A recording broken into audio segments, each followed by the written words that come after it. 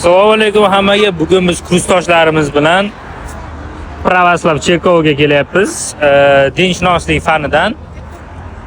Mana shu Cherkovga.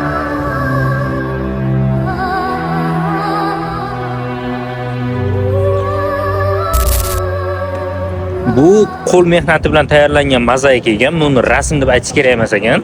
Shu Maryam onamiz yelsa kerak. Aytish bo'yicha shunaqa, o'sha hurmat uchun qilingan qo'l mehnatida tayyorlangan mozaika hisoblanar ekan.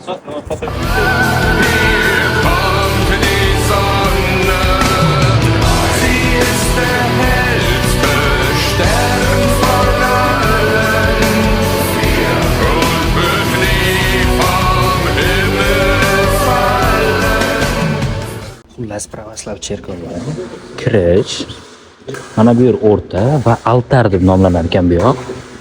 Tepada bu yoqda ikkinchi etajda esa yakshanba kunlari xor aytilar ekan. Hozir tozalash ishlari, ayrim odamlar esa bu yoqda ibodat qilishyapti.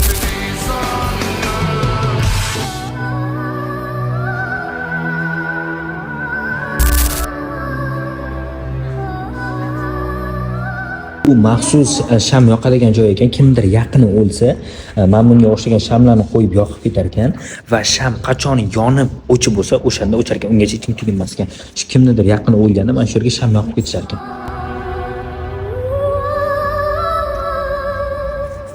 Bu yerda rassomlar shu Pravoslav Cherkovining rasmini chizishyapti. Qanaqa chiqqanini kommentlarda yozib ketinglar.